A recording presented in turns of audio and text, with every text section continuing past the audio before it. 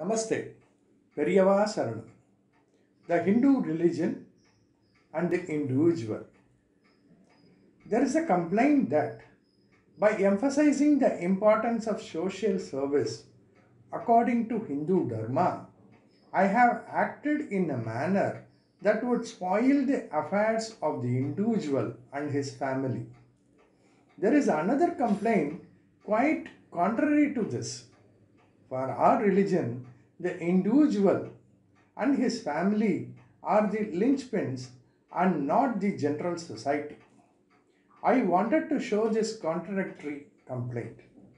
Just as some people who heard me talk about social service informed the impression that I neglected the individual, his duty to himself and the family, there are some others who heard me talk about the duty of the individual, the duty to the family, etc., got the impression that I neglected the society and quarreled.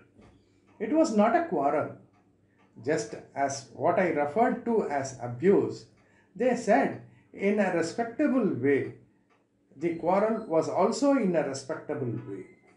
I am also using the word quarrel so that I can realize the fairness of what they said.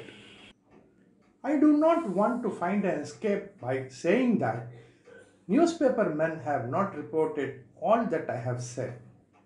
I think what I do is that whatever subject I take up at a particular time, I lay a little more stress on that in order that those who listen to it may get a good grasp of it. When I say this, then also it would appear that I am doing like this, keeping others in view and seeking a good name for myself. Therefore, instead of trying to justify in all these ways, I would admit that whatever subject I take up, it drags me and turns my eye towards it. Let me keep aside what concerns me. Let us see what concerns all. If we look at orthodox religious observances, they have at the center the individual. It is as an auxiliary of this that social service has been mentioned. The object of such social service is for the individual getting spiritually evolved even when he enables the society to benefit. The beneficiary of this service, a poor person who receives charity, a sick person who gets treatment, the one who gets water to drink and clothes, etc., should not stop with just receiving the benefits of the service. He must understand that his worldly problems have been sorted out so that he can be rid of worry on that account and turn to spirituality. If social service stops with fulfilling the worldly needs, that will only help to purify the mind of the giver but will not bestow permanent benefit on the recipient of the service. I have spoken about social service. I have also spoken about religious observances to be followed by the individual. In the field of social service, I have talked about various kinds of practical help, annadhanam, putting up hospitals, vidyadhanam, including secular education, helping jobless people to get a job, helping the poor to perform marriage, etc. These are not directly helpful for spiritual development.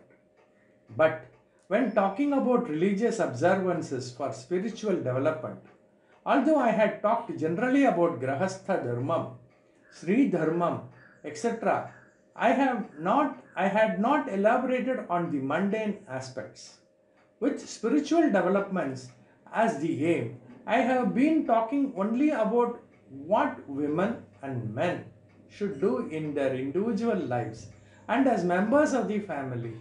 Other than this, I have not, for example, said earn money for yourself in the manner of saying give a few coins to the poor. I have not said if you are not well or someone in the family is ill, go and show to the doctor. In the manner of saying Provide treatment to a person who is ill and helpless. I have said, give education to a poor boy and help him find a job. But it is true, I have not said, educate your son well and put him in a job where he will earn well. I would say, help a poor man to get his daughter married, but not say, search for a suitable match and get your daughter married. I would say, dig a tank for the entire place and not say, get piped water to supply to your house. Why? The mundane help he renders to others helps him spiritually. It helps to purify his mind. But the same mundane things, when done for oneself or one's family, there is no spiritual gain. The reason is that what he does for himself or his people is helping himself. That is, he only gets the mundane gains. Even when one spends a lot for his daughter's marriage and even loses money on that account and sends her to a rich and comfortable home, the mundane satisfaction is that the daughter has gone to a good place. If the mundane gain is passed on to someone else, it would only be fair that he is in turn gets spiritual gain. When he himself gets the mundane gain, how can spiritual gain also accrue to him? I do not speak about this for the reason that they do not help spiritual. No one who gives Upadesam says such things. Without being told to do, each one is already doing this for himself. Those who give Upadesam would say, pray for the good of the world and not pray that you and your people should be well. Without anyone telling him, he keeps praying for his good and the good of his family. Such a prayer would be justified if it relates to the soul. Even if in respect of mundane things, if one prays for having the minimum things for his life, there is nothing wrong about it. But all people pray for mundane good to the extent of harming the soul. In addition to praying, they are continuously making efforts to get them. They involve themselves excessively in this and forget what is dharma and adharma, take to wrong ways and are keen on increasing the possession of mundane things. Because they do not have the time or the mind or the money to help others, it is the duty of those like me to tell them to reduce their own wants and the wants of their families and have a thought for the welfare of the society. Therefore, it is not just I alone, but all those who try to turn people to the right ways do not give such Upadesam as attend to your own affairs, attend to the affairs of your home. Not only that, it becomes necessary to say it is not enough to go on attending to one's own affairs. Reduce such desires and wants and attend to the needs of your soul, and as a part of that, serve the society and the world. Periyava Saranam.